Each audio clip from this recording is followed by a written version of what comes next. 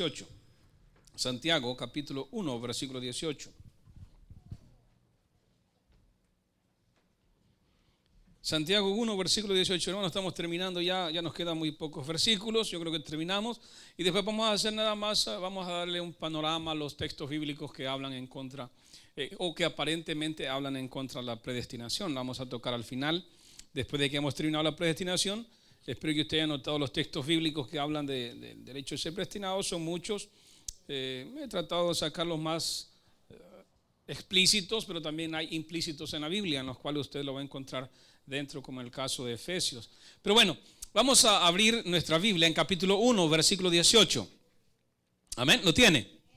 Santiago 1, 18. Lo leemos en el nombre del Padre, del Hijo y del Espíritu Santo. Y dice la Biblia de la siguiente manera: Él de su voluntad nos hizo nacer por la palabra de verdad, para que seamos primicias de sus criaturas. Señor Jesús, te damos gracias porque por esa voluntad ahora nosotros tenemos vida, porque nos hiciste nacer, Señor, porque querías que nosotros fuéramos parte de esas primicias. Gracias por elegirnos a nosotros y no elegir a nuestros vecinos.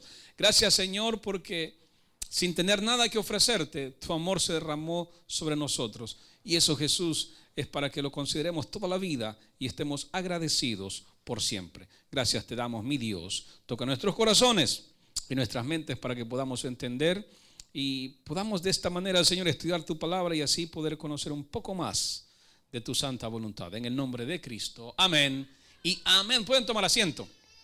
Bien, usted sabe que estamos hablando del texto que hemos terminado en Hechos de los Apóstoles. Es aquel que dice que Jesús es el que añadía todos los días a la iglesia los que habían de ser salvos. Entonces, principio fundamental, entendemos perfectamente, Dios va a hacer la obra toda la vida. Entonces, en este pasaje, en Santiago 1:18, Él está hablando que las personas vienen a Él porque es su voluntad. La gente no puede venir a Él. Y le voy a poner un ejemplo que usan a veces algunos evangelistas cuando están predicando el evangelio y tratan de tocar el corazón o ayudarle. Si somos justos o podemos ser un poco justos, es cierto, tiene algo de verdad, ayuda muchísimo en la Escritura, pero no es la verdad de Cristo revelado en la Escritura.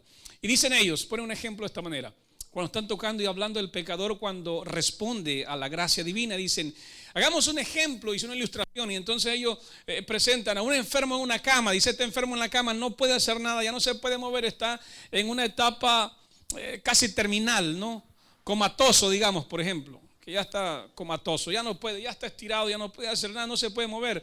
Entonces él necesita que le apliquen la medicina, necesita que de alguna manera llegue la medicina a ellos. Entonces Jesús aparece con la medicina, pero no es solo que le dé la medicina, también él necesita algo. ¿Qué necesita? Que se la den. No puede mover, no puede estirar la mano, no puede agarrarla, no puede llevar la boca. Entonces necesita hoy, dicen ellos, que Jesús se le dé en la boca. Entonces básicamente Jesús está haciendo todo, pero hay algo que el hombre hace, dice. ¿Qué tiene que hacer el ser humano? Bueno, dice, por lo menos tiene que abrir la mandíbula. Y ese es, el 99% le corresponde a Jesús el trabajo y el 1% le corresponde al hombre. Es cierto, le dan bastante a Jesús, ¿no? El 99%. Y le dan el 1% de responsabilidad al hombre que hizo algo, que movió la quijada siquiera. Pero hay otro texto en Efesios que habla de que, hermano, nosotros no estábamos enfermos, estábamos muertos en delitos y pecados. Entonces, si hace poco de justicia, pero no es la verdad revelada, no es la verdad de Jesús, porque dice que estábamos muertos, ¿sí? Muerto. ¿Qué es muerto? Sin vida. ¿Y un muerto? Después de 3 días, después de 24 horas, hermano, ya se infló. Entonces, si ese es el caso, Jesús viene con el Espíritu vivificador y hace algo. Si estamos muertos, yo no puedo hacer, hermano, estoy muerto. ¿Qué puede hacer un muerto? Se mueve un muerto, no hace nada. Hay que darle vida. ¿Y cómo le va a dar vida? A través del Espíritu. ¿Cómo lo va a hacer? Dice Santiago, Él de su voluntad nos hizo nacer. Después de muerte yo tengo que nacer, ¿no? Lo que se le llama la resurrección. Entonces, gracias a Dios, y por eso la Biblia habla de un nuevo nacimiento. La biología lo enseña igual. Hermano, no puede haber vida, no se le puede llamar que es vida, si no hay un nacimiento. Si no nació, entonces no hay vida. Jesús tiene que hacernos nacer de nuevo porque estamos muertos. Bueno, estábamos muertos en delitos y pecados. Nosotros no hemos hecho nada. ¿Quién hizo la obra? Él. ¿A quién le corresponde el 100%? Él. ¿Hace algo el hombre? No, si estaba muerto. Y el Espíritu vino y nos dio vida, ¿sí? Juntamente con Jesús. Entonces, el hombre no hace nada y es pura voluntad de Dios. Es su afecto. No hay nada que hacer. Por eso es que el predicador no tiene que estar preocupado si convence a la persona, si viene a Cristo. No. Pedro dice, la primera carta a Pedro, él dice que hay que convencer a los que contradicen nuestra esperanza. Estoy parafraseando. Entonces, si ese es el caso, parece que está en el capítulo 3, versículo 17, si no me equivoco, si me equivoco me corrige. Entonces, él dice que hay que convencerlos, a los que de cierta manera contradicen nuestra fe, nuestra esperanza. Eso es todo lo que tengo que hacer. Es decir, si usted viene con una teoría que es en contra de la verdad revelada, entonces yo tengo que contradecirlo y convencerlo, ¿sí? Pero yo no tengo que convencer al inconverso. Eso viene de la pura voluntad de Dios. Es su afecto. Él añade a la iglesia a los que han de ser salvos. Hermano, a las iglesias pasa un montón de gente, ¿no se ha fijado? Y eso es basado en lo que le decía la otra vez. Hermano, todos sabemos quiénes no quieren tener paz en su corazón. Todos, ¿no? ¿Quiénes no quieren vivir una vida feliz? Todos. ¿Quiénes no quieren disfrutar de la vida que les ha dado Dios? Todos. ¿Quiénes no quieren tener un matrimonio excelente? Todo mundo. Entonces, la gente se ha dado cuenta que el único que puede generar un ambiente saludable es Dios. Entonces ha llegado un momento que buscamos a Dios, pero no por lo que Él nos está trayendo, sino por los beneficios que sabemos que hay de estar en Cristo. ¿Entienden? Entonces mucha gente estamos dentro de la iglesia o pasamos por las iglesias, nunca echamos raíces porque no estamos buscando a Jesús, estamos buscando sus bendiciones, lo que Él ofrece, la paz que me da. Y eso ha generado que mucha gente no cambia su manera de ser y nosotros valoramos que los cristianos, todo el mundo es hipócrita porque no hay un crecimiento. No es así. El problema es de que muchos buscamos los beneficios de Jesús y estamos en las iglesias. Ahora, no se puede evitar, eso es parte de la vida. Trigo y cizaña, estamos en el mundo, no solo en la iglesia, en el mundo completo. Las ovejas y las cabras, entonces van a estar allí, no hay problema. Tenemos que crecer y de ahí se va a ver quiénes son y quiénes no son, pero eso le corresponde a Dios, porque Él conoce los que son suyos. La Escritura lo enseña. Dios conoce los que son suyos. Entonces, si usted es de Él, mis amados hermanos, no se preocupe. Siempre va a estar sentado en el mismo lugar, pero creciendo, ¿sí? Creciendo. No se va a quedar, va a seguir adelante. Entonces nos damos cuenta que nosotros somos cristianos por la voluntad de Dios y Él nos hizo nacer, ¿sí? Estábamos muertos y ahora hemos nacido de nuevo. ¿Entienden lo que estoy diciendo? ¿O me doy a entender? Entonces, esa es la voluntad de Dios. Yo no vine a Dios, yo no busqué a Dios, yo no busco a Dios. Acuérdese lo que leíamos o recuerde lo que leíamos en Romanos 3. Nadie busca a Dios. ¿Por qué? Porque nosotros estamos completamente degenerados. Digo degenerados, no lo tome de la manera que uno lo dice. Son degenerados, no. El pecado nos ha afectado todas las áreas.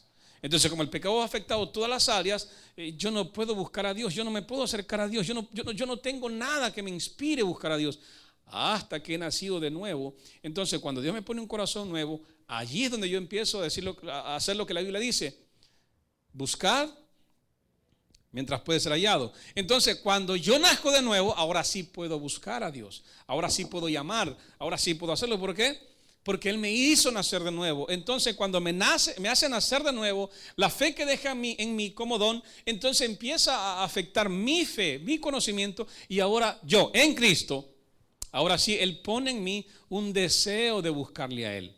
Y eso es el nuevo nacimiento. Un deseo de amarle, un deseo de apreciar su escritura, ¿sí? Un deseo de estar en la presencia de Jesús. Eso lo hace en el nuevo nacimiento Él. Pero sin el nuevo nacimiento, nadie puede buscar a Jesús. Y sin el nuevo nacimiento, nadie ama estar en la presencia de Jesús. Nadie ama orar, a nadie le gusta leer la Biblia, a nadie le gusta participar en las iglesias, a nadie le gusta servir. ¿Por qué? Porque no nació de nuevo.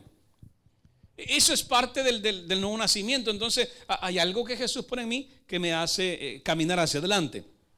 Acompáñenme a 2 Tesalonicenses capítulo 3, versículo 2.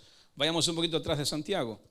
2 Tesalonicenses capítulo 3, versículo 2.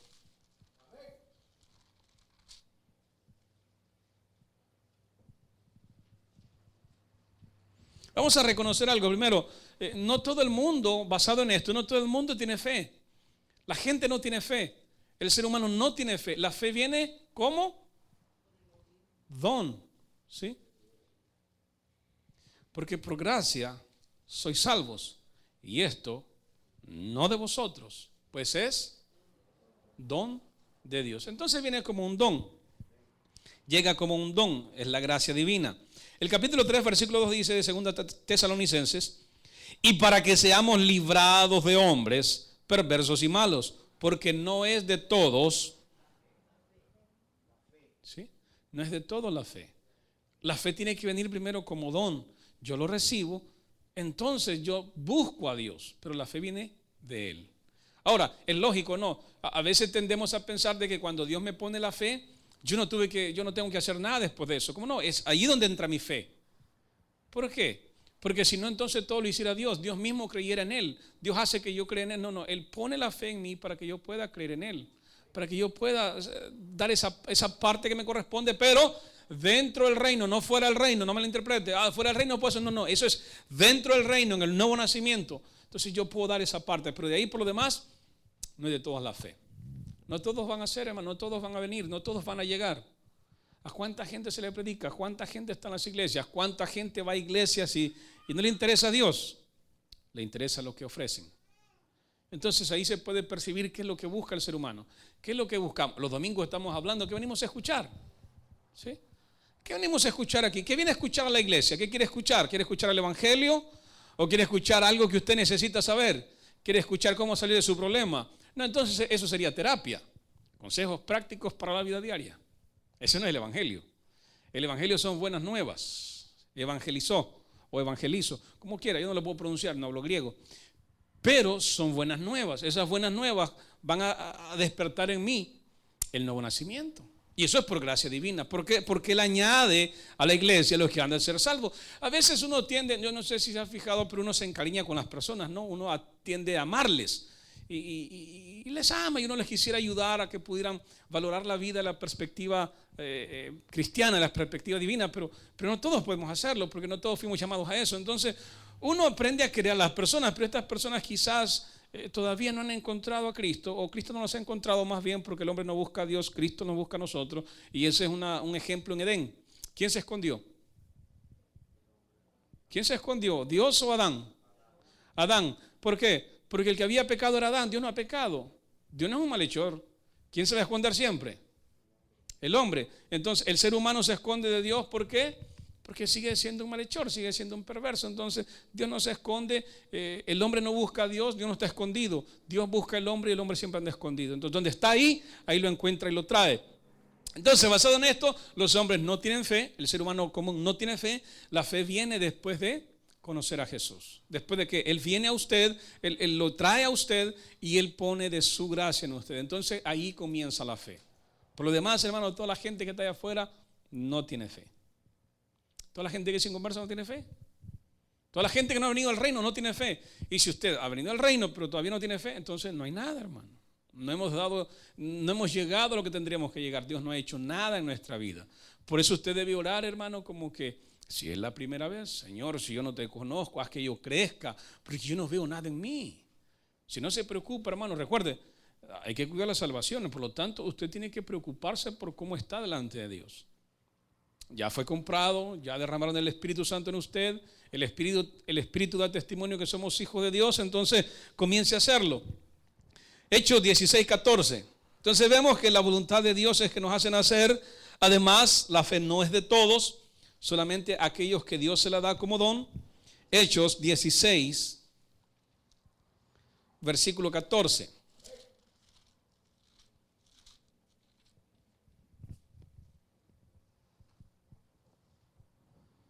¿Lo tiene? Entonces, como no es de toda la fe, Dios tiene que llegar ahí porque su voluntad. Aquí vamos a ver un pasaje donde una mujer en cierta manera es receptiva, ¿no?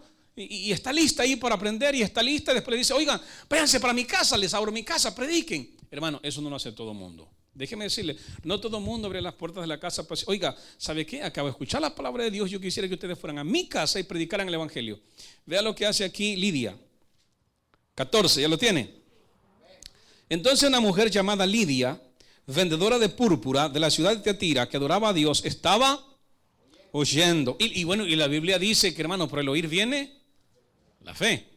Por eso el apóstol Pablo en el capítulo 2 de 1 Timoteo él dice, todo lo sufro por amor a los escogidos. ¿Sí? Porque hay que predicarle a los escogidos, hermanos. Si usted no les predica, el escogido no va a oír. Y si no oye, es culpa suya.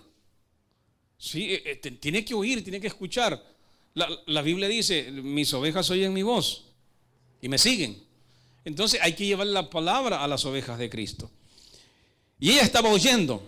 Y el Señor, y aquí viene la parte del Señor. ¿Qué hace el Señor? Ajá. Entonces, Él abrió el corazón de ella para que estuviese atenta a lo que Pablo decía. ¿Qué pasa si Dios no le abre el corazón a ella? No pasa nada. No pasa nada. ¿Por qué? Porque todo depende de Dios. Dios abre el corazón también. ¿Sí? Para que pueda tener fe, si no, no hay nada. Después de esto, usted lee el pasaje y se da cuenta de que Lidia hable a la casa para que sigan predicando, para que continúe. Pablo, te invito a mi casa, vénganse, ahí quiero que pases a mi casa, quiero que estés ahí, tú traes la bendición de Cristo. Entonces, Dios hace todo el trabajo, por eso se llama predestinación. Y le decían, no hay nada de injusticia ahí, hermano, porque la gente dice, pero entonces Dios es injusto. Dios no es injusto. Dios no es injusto, se lo he dicho. El mundo está condenado, ¿verdad? Condenado por sus delitos y pecados. Entonces Dios, de ese mundo condenado, Él decide rescatar a algunos. Ya están condenados. Se lo ilustro un poquito más diferente. Ok, están, digamos, 1000 personas que van a ir a la silla eléctrica. Pero entonces el presidente de la República decide salvar a algunos. Y dice, bueno, yo voy a salvar a algunos que están en la silla eléctrica. Y se sienta y empieza a verlos y dice, sálvame aquel, y empieza a decir a quiénes van a salvar. Todos tienen derecho a ¿qué? A la silla eléctrica. No tienen derecho a ser libres. Ya fueron condenados, se les comprobó todo. Por lo tanto, tienen que ir a la silla eléctrica. Entonces, él dice, él y él, fuera. No los maten. Es más, les doy la libertad. ¿Es injusto el presidente porque hizo eso? No, está haciendo justicia. Porque si él quiere, los deja que los condenen a todos, que los maten a todos, pero él decide salvar a algunos y no está en el poder de él. Ahora, esto es para ilustrarlo. Entonces Dios tiene el mundo que está destinado a ir al infierno, y de ese mundo que está destinado a ir al infierno él dice, voy a salvar a estos, voy a salvar a estos, y empieza a sacar. No es que no quiere a los demás, sino que él decide sacar a estos. ¿Sí me explico? A Jacob amé, a Esaú aborrecí, pero no aborrecí como lo odio, sino en una manera para demostrarlo. Entonces él empieza a sacar a algunos, pero es porque los quiere nada más salvar, es porque los quiere sacar. Entonces eso hace con Lidia. Lidia está escuchando, hay mucha gente, hay muchas mujeres, pero Dios, dice la Biblia, abre el corazón de Lidia para que esté atenta a lo que Pablo dice. Entonces pueda tener fe y se convierta. ¿Entiende? Entonces, es como Dios va trabajando. Su voluntad lo hace nacer, pone fe, abre el corazón. ¿Voy a entender? Entonces, la obra completamente es de nuestro Dios. No hacemos nada. No hacemos nada. Ahora, estamos ahora, porque la pregunta ni, hermano, bueno, si no hemos hecho nada, quiere decir que ya la hicimos. Por eso muchos dicen, hermano, salvo siempre, salvo, porque la bendición viene de Dios, la gracia viene de Dios, entonces salvo siempre salvo, puedo hacer lo que yo quiera y no pasa nada. ¿Sí o no? Lindo, hermano, ya le hicimos, pase suave. Llegamos al cielo, yo no tengo que hacer nada, soy salvo, Dios hizo todo, 100%. Entonces, como Él me salvó, yo puedo hacer lo que yo quiera en esta vida. Al fin y al cabo me salvó. Juan 10:28 dice que lo que está en la mano de Dios no pasa nada, nadie se lo quita, entonces soy salvo. Hermano, yo siempre digo, un santo, un salvo no piensa de esa manera. Un salvo, escuchar todo lo que estoy diciendo yo, su corazón se debe contristar, alegrarse a la vez y decir, contristar porque era pecador y decir, qué bárbaro, ¿cómo pude andar ahí? Y alegrarse porque después de ser pecador ahora es parte del reino de los cielos, Dios lo ha salvado. Entonces tendría que decir, Señor, ¿y ahora cómo te sirvo? Señor, ¿y ahora? Yo sé que no te puedo pagar, pero si hay algo que pueda hacer, dímelo. Y usted empieza a encontrar parábolas como estaban 2 hijos y Dios le dijo a un hijo, hijo, voy a trabajar a la viña. Y un hijo le dijo, sí voy, papá.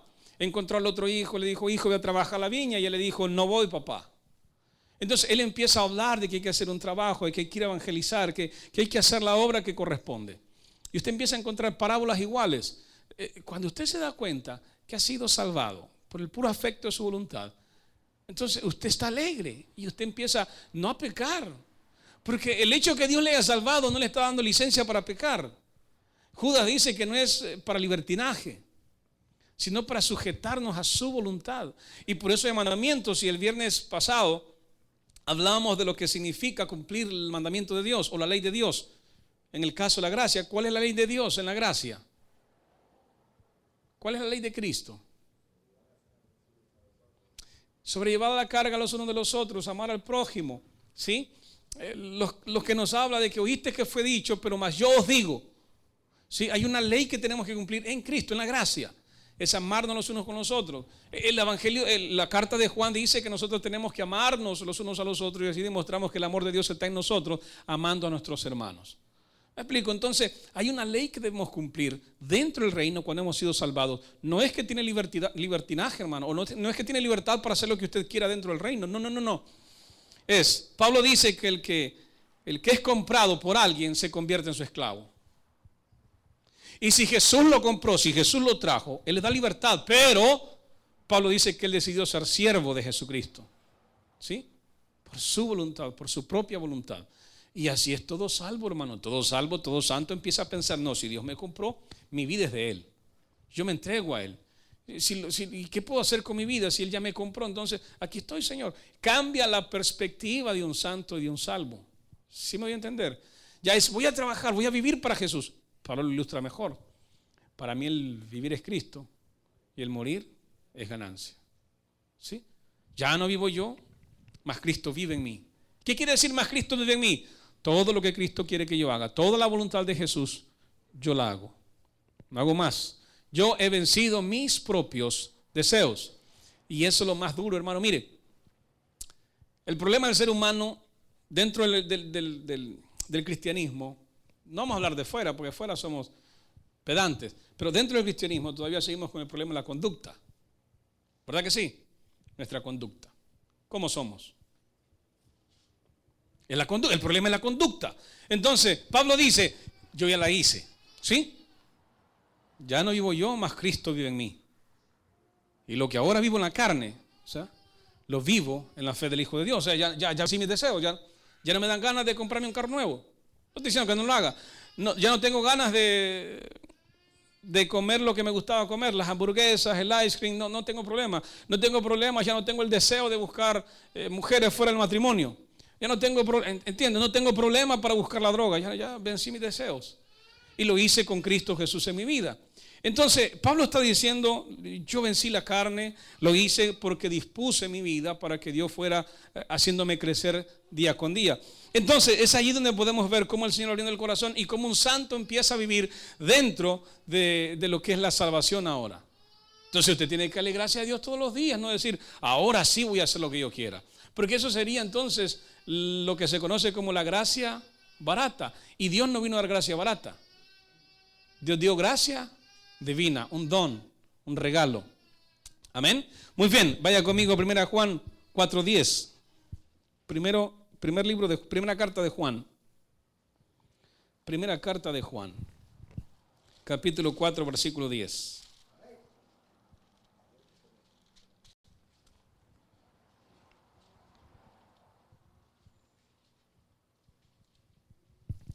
Ahora hemos hablado de la voluntad de Dios, que no todos tienen la fe, pero que Él abre el corazón de la gente para que sea receptivo.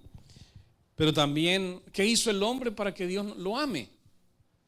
¿Qué hizo? Algunos han tratado de enfocarse o tratar de explicar la predestinación, porque hay muchas formas de pensar en la predestinación. Unos se van al extremo, a lo más difícil, de que Dios ya tiene unos salvos y punto, y los demás van al infierno. Y otros dicen, no, Dios en su presciencia, Él miró al que iban a ser antes y miró que iba a ser receptivo. Entonces dijo, este va a ser receptivo a mí, a este voy a salvar. Este también es receptivo a mí, cuando yo me le presente, él va a decir, sí, yo quiero a Jesús. Entonces ellos lo valoran de esa manera. La predestinación, el hombre ya estaba predispuesto, su corazón era una persona predispuesta a recibir a Jesús. Pero no es así, no hay nada. 4:10 de Primera de Juan nos lo dice, que fue por Él. Léalo. En esto consiste el amor. No en que nosotros hayamos amado a Dios, sino en que Él nos amó a nosotros y envió a su Hijo en propiciación por nuestros pecados. Entonces, Dios nos amó primero. En eso consiste el amor. Nos amó porque nos quería amar. Por eso proveyó al sustituto, por eso proveyó al vicario. ¿Sí? Desde Edén, Génesis 3:15, de ahí empieza. Porque nos amó primero. Ahora, ¿por qué mandó a Jesús el Padre? ¿Por quiénes? Él lo envió por los escogidos, por los predestinados. No porque hubiéramos hecho algo, porque fuéramos receptivos a Él. No más por amor. Él nos amó primero y dijo, bueno, yo amo tanto a esa generación, que esas generaciones que yo voy a salvar, que yo les proveo a mi hijo para que puedan ser salvos. Nos amó primero. ¿Habíamos hecho algo bueno? No. ¿Teníamos algo bueno que dar? No. Nada. Ahora usted dice, pero oiga, hermano, si hay mucha gente buena, hay mucha gente que regala dinero, hay mucha gente que hace obras altruistas, filántropos preciosos que a veces dan todo. Dice, hermano, pero estamos hablando de la bondad balanceada con el ser humano. Es decir, ellos hacen bien, pero sobre las obras humanas. Pero no lo puede medir con el bien de Dios o la bondad de Dios. La bondad de Dios es otra, es una ley que solo Él tiene. Entonces a veces nosotros valoramos a las personas que son buenas porque le dio un plato de comida. O no, Él es bien bueno, regala de su dinero. No tiene nada que ver, esa es bondad entre los hombres. Pero si hablamos de lo bueno, ser bueno, que hay bondad en el corazón, que hay algo bueno en el corazón, Pablo dice que no. No hay bueno ni uno solo, no hay ni uno. Cuando se le acercó el rico a Jesús, el joven rico, le dijo, maestro, bueno. ¿Y qué respondió Cristo? ¿Por qué me llamas bueno? Si sabes que el único bueno en el mundo y en todo el universo solamente es Dios. No hay nadie bueno en el mundo. Ahora, claro, hay una implicación ahí. Estás reconociendo que yo soy Dios. Solo Dios puede ser bueno. Y en este caso Jesús es bueno. Y allí podemos ver que no hay ninguno bueno, solamente Jesús es bueno. ¿Sí? Entonces, su voluntad, aparte, no tienen todo fe, sino solo lo que Él les da. El Señor les abre el corazón y no hemos hecho nada para que Dios nos ame. ¿Sí? No hicimos nada para ganar el amor de Dios. Es simple y sencillamente Él nos ama primero. Él quiere derramar de su bendición y de su amor. Vayamos al siguiente, para así vamos terminando. Salmos, capítulo 110:3. Salmos 110:3. Así terminamos, hermano. La próxima semana hablamos de los textos que supuestamente son contradictorios, lo que se conoce como aparentes contradicciones, pero más bien no son contradicciones, sino que en teología se le conoce como paradojas. Salmo 110, versículo 3.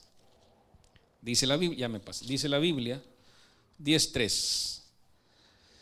Tu pueblo se te ofrecerá voluntariamente en el día de tu poder, en la hermosura de la santidad, desde el seno de la aurora, tienes tú el rocío de tu juventud. Juró Jehová y no se arrepentirá, tú eres sacerdote para siempre, según el orden de Melquisedec. El Señor está a tu diestra, quebrantará a los reyes en el día de su ira, juzgará entre las naciones, las llenará de cadáveres, quebrantará las cabezas en muchas tierras, del arroyo beberá el camino. Del arroyo beberá en el camino, por lo cual levantará la cabeza. Tu pueblo se ofrecerá voluntariamente en el día de tu poder, en la hermosura de la santidad, desde el seno de la aurora. Filipenses capítulo 2, versículo 13. Vaya conmigo a Filipenses 2:13. Dice Filipenses 2:13, pero ahora en Cristo Jesús, vosotros en otro tiempo estabais lejos, habéis sido hechos cercanos por la sangre de Cristo. Entonces leíamos, cómo viene el pueblo. Y el pueblo se te ofrecerá, ¿de qué manera? Cuando antes estábamos lejos, pero hoy estamos cerca por la sangre de Cristo. Porque Él es nuestra paz, que de ambos pueblos hizo uno. Amén. Perdón, estoy en Efesios, hermano. Es Filipenses. Filipenses 2:13. Porque Dios es el que en vosotros produce así el querer como el hacer por su buena voluntad. Amén. Entonces, dentro del reino, Él produce en mí. Él hace las cosas en mí. Recuerdo un hermano que decía, hermano, pero Dios no ha puesto a mí el querer y el hacer, así que no puedo hacer nada, decía. Dios no lo ha puesto en mí. Hermano, pero con orgullo, bueno, yo no les puedo ayudar porque Dios no me ha puesto en el querer y en el hacer. Hay que orar para que Dios me ponga eso. Hermano, eso lo hace nada más con un salvo. Con un inconverso no lo va a hacer. El inconverso jamás va a tener deseos de hacer algo por el reino. Nunca. Es que no es parte del reino. Pero bien contento, decía. Y según él estaba haciendo una salida olímpica. Y como le reclamamos, pues, si está citando la Biblia. ¿Sí? Él produce el querer y el hacer. Y él no ha producido nada en mí. ¿Cómo les ayudo, hermano? Entonces, muchos pensamos que conocer unos textos bíblicos nos ayuda, sacándolos de contexto, nos ayuda a poder decirle a la gente, ¿sabe qué? En este momento Dios no me ha tocado, porque siempre estamos esperando que haya algo sobrenatural, ¿sí o no? Algo extra bíblico, algo que me hable, algo que yo quiero oír en el oído, que me diga, siervo, ve a la iglesia hoy, levántate, vete por la calle derecha, agarra a la izquierda, llega al templo, siéntate en la silla primera, en la segunda, en la tercera. Hermano, eso no va a pasar. ¿Sí? No va a pasar. Ahora, si pasa, hermano, usted va a dar testimonio de ello, pero no pasa. ¿Por qué? Porque ya está escrito, hermano. Ya está escrito lo que debe hacer. ¿Sí? ¿Para qué más quiere? ¿Para qué va a andar Dios ahí diciéndole a todo el mundo uno por uno? Si para eso dejó la Biblia, para que se predique, para eso dejó pastores, evangelistas, maestros. ¿Y para qué va a seguir él con ellos, pues? El Espíritu Santo no es la obra de andar diciendo a cada uno, andate para allá, sé para la izquierda, orá, sentate, parate. No lo va a hacer, hermano. Ya está escrito. Y usted solamente tiene que seguir la voluntad del Padre, seguir la voluntad del Hijo y hacer la voluntad del Espíritu Santo. Eso es, Dios produce el querer. Capítulo 17. Y es aquí donde Jesús ora por los suyos, es decir, por aquellos que son salvos. Capítulo 17. Versículo 9 de Juan, Evangelio de Juan.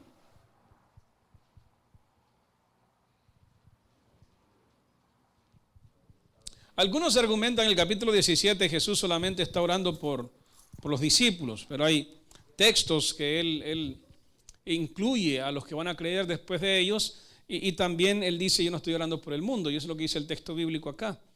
Lo tiene, 17:9 de Evangelio de Juan. Dice él, yo ruego por ellos. No ruego por el mundo. ¿Entiende? Yo ruego por ellos. Yo no ruego por el mundo. Porque siempre no. Y en uno de los textos que vamos a hablar la próxima semana, básicamente Juan 3:16. Y esto es parte, ¿no? La contradicción de Juan 3:16, o decimos la paradoja, donde usted tiene que entender cuál es el principio mayor y dónde se mueve la voluntad de Dios, dónde está la soberanía de Dios, dónde está la presencia de Dios, dónde es que está entonces, en este caso, la predestinación. ¿Dónde es que Dios es más alto? ¿Cómo nosotros podemos entender los pasajes? Recuerde, cuando los escritores escribieron, había parte que ellos ya daban por sentado, daban por entendido lo que ya habían explicado. Por ejemplo, alguien viene, así como hoy, ya hemos hablado como 4 semanas acerca de la predestinación, y viene de repente y oye, van a haber muchas cosas que tal vez no entienda porque no han venido del principio. ¿Sí?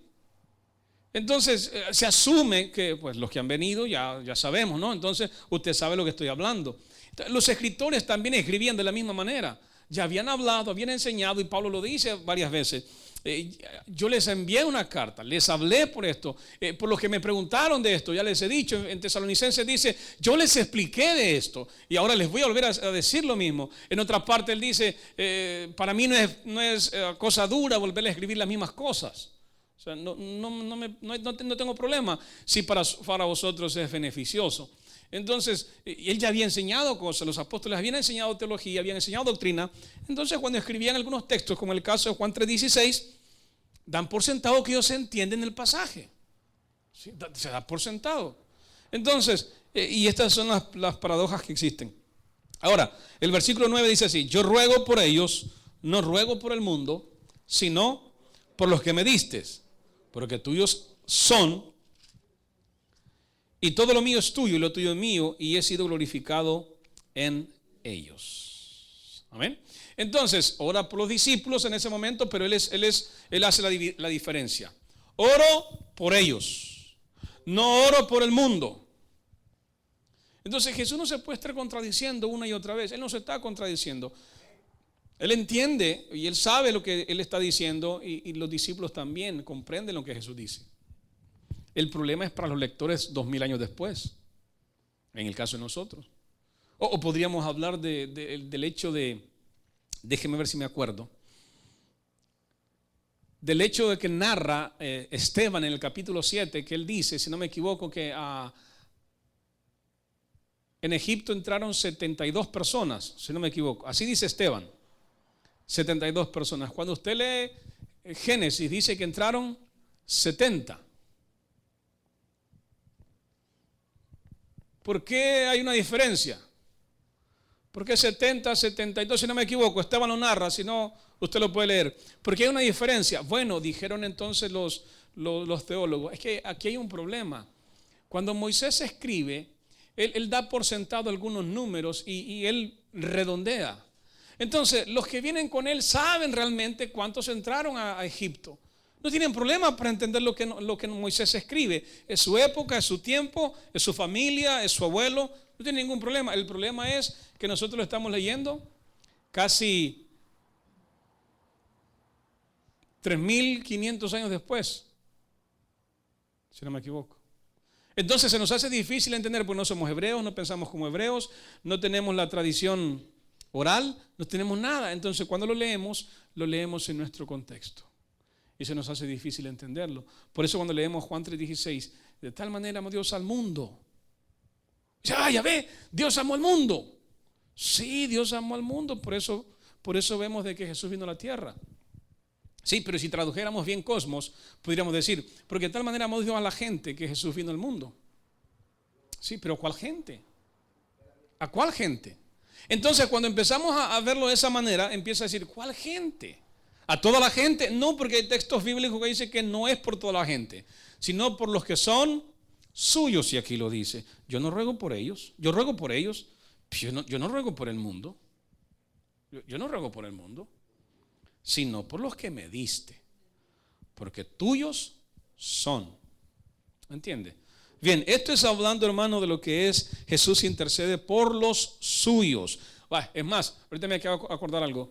¿Pedro era de Jesús o no era de Jesús? El apóstol Pedro. Claro, por eso Jesús dice, Pedro, yo he orado. ¿Para qué? Para que no te falte la fe. Porque Satanás te pidió para zarandearte, pero yo he intercedido por ti. Cuando Satanás llega al cielo y se presenta delante de Dios, Dios le pregunta, ¿no has considerado entre todos los seres humanos y los mortales que tengo un hombre que se llama Job, un hijo mío? Entonces Satanás le dijo, el problema es que lo proteges. Sigue Dios, ¿sí? Protegiendo. Jesús intercede por Pedro. Antes de morir, Jesús intercede por sus discípulos. ¿Por qué?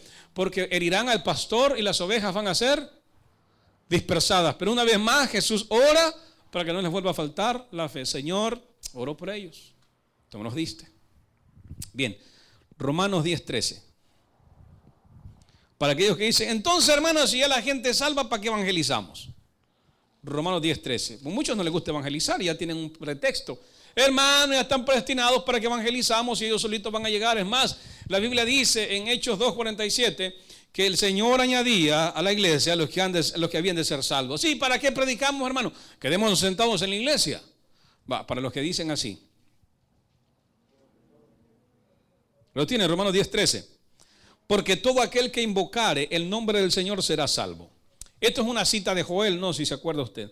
El 14, ¿cómo pues invocarán a aquel en el cual no han creído? ¿Y cómo creerán en aquel de quien no han oído? ¿Y cómo irán sin haber quien les predique? ¡Pum! Hermano, la predestinación es una elección de Dios para sus hijos. Pero Él necesita ir a llamarlo. Entonces le dice a usted, ve a aquella oveja y dile que venga. Yo ya le puse la fe, solo voy a decirle.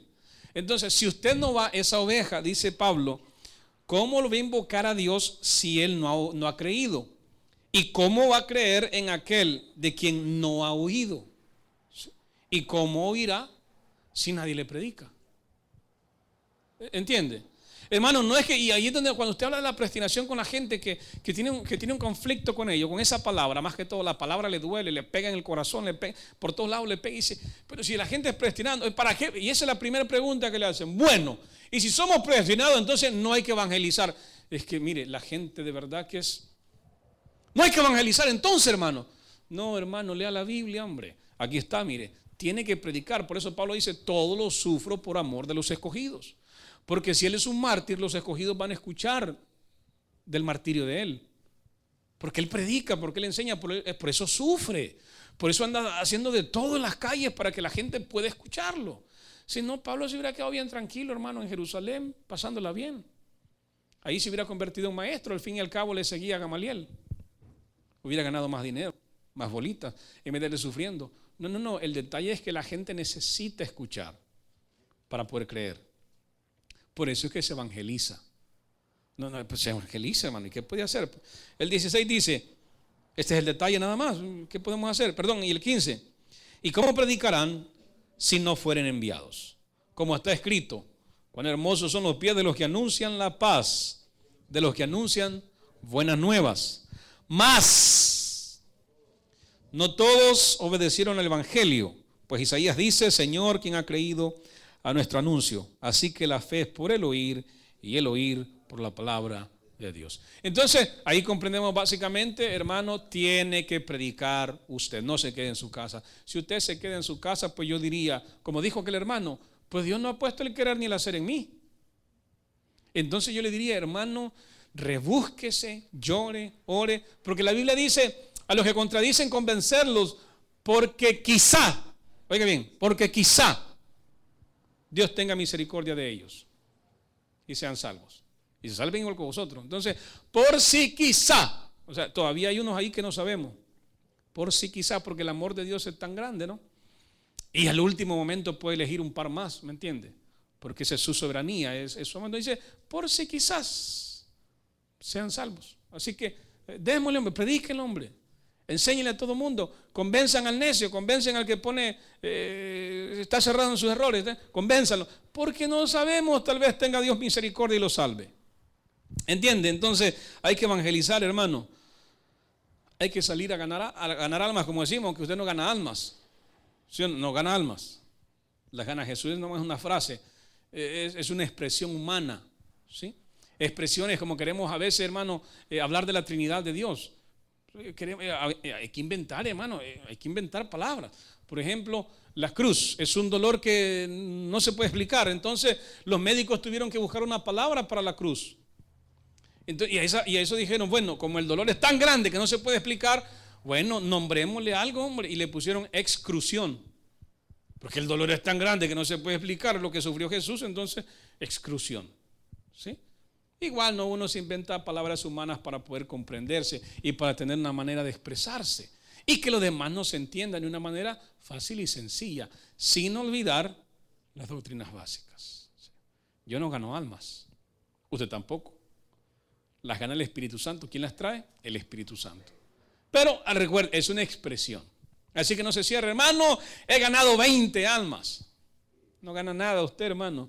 Y si del trabajo le regalan el dinero, porque pues sí, pero no lo ganó. Y se le vamos a pagar porque estuvo aquí parado. Como el vigilante, ¿no? El vigilante no se para, hermano.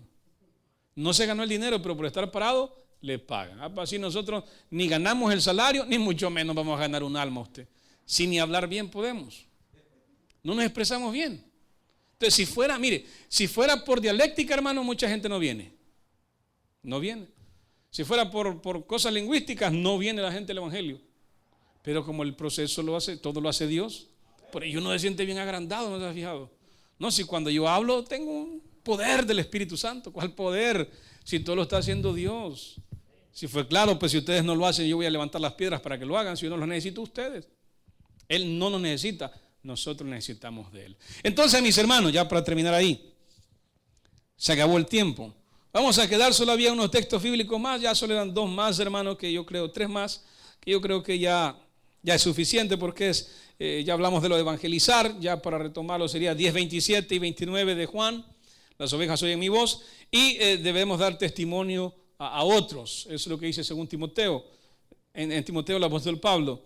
Entonces, vemos básicamente, si Cristo murió entonces, hermano, por todo el mundo, si fuera el caso, hay muchos que están en el infierno pagando y quemándose por los pecados que Jesucristo ya pagó en la cruz.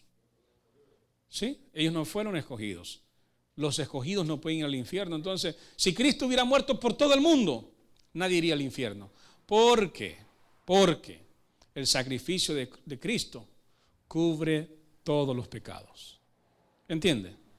Entonces, si la gente va al infierno, está pagando en el infierno por pecados que Jesús ya pagó en la cruz. No es el caso. Jesús se sacrificó vicariamente por aquellos que Él ya había elegido de antemano. Por eso dice que fueron predestinados antes de la fundación del mundo. Elegidos según Él. ¿Sí? Entonces, básicamente no hay nada de eso. Y no es que estemos en contra de aquellos que dicen de que, hermano, que el hombre puede poner parte de él, que el hombre es el que tiene que echarle ganas para conocer a Jesús, o dice, mira ese hermano, sí, hombre, si él quiere venir, hombre, él anda en busca de Jesús. No, nadie busca a Jesús. Él anda buscando la paz, lo que ofrece el evangelio. Cuando mira un evangélico de verdad, ¿no? Que lo mira bien, con una familia bien, y mira los hijos van a la universidad y dice, no, yo borracho. Entonces él empieza a buscar ese bienestar. Y él piensa que al venir a una iglesia va a encontrar ese bienestar, pero cuando viene a una iglesia lo que encuentra es un montón de hipócritas. Entonces dice, ¿y qué pasó? ¿Dónde está? Yo vi que los hermanos andaban bien, pero hoy vengo a la iglesia y me doy cuenta que no, que esto es peor. Entonces, ¿para qué estoy aquí? Mejor me regreso a la casa. ¿Por qué no andan buscando a Jesús? Andan buscando el bienestar. Un bienestar. Nosotros somos buenos para buscar lo bueno, ¿no? Entonces, ese es el problema, pues, o sea, no hay otra cosa. El hombre no busca a Dios. Y a veces tendemos a decirlo, mirá, sí, me andan buscando a Dios, pero el vicio lo detiene, hombre. No está buscando a Dios, hombre. Lo que está buscando es dejar de tomar y no haya cómo hacerlo. No lo logra en Alcohólicos Anónimos. No puede dejar las drogas. Ya se encerró en un home y no ha podido. Y él anda buscando, pues viene a una iglesia y espera que estando en la iglesia se va algo sobrenatural va a pasar. No va a pasar nada. Porque viene de una manera equivocada. Y así, ¿se acuerda aquellos dichos que decíamos? El que por carne viene a la iglesia. ¿Se acuerda ese dicho? Entonces igual, el que porque quiere que les quiten un vicio, viene a la iglesia, por ese mismo vicio se va a ir. Va a encontrar alero, va a encontrar aquí. O en la iglesia. No, venía ya casi dejando la piedrita, ya poquito le faltaba una piedra. Y se encontró con un alero que todavía anda medio pateando el alambre. Pues ya dijo, si este es hermano y lo hace, yo también puedo. ¿Sí entiende? O sea, que no es tan sencillo. Uno piensa que con llegar a la iglesia la hizo. No. Es que Dios lo haya encontrado, lo haya salvado y entonces lo traiga. Ya es producto de la gracia. No es al revés. Yo busco a Dios para que me dé gracia. No, Él me da la gracia y después que tengo la gracia, por esa fe que pone en mí, ahora yo me puso un deseo de buscarle, pero ya cuando soy salvo, entonces después lo busco. Entonces después amo su reino. Amén.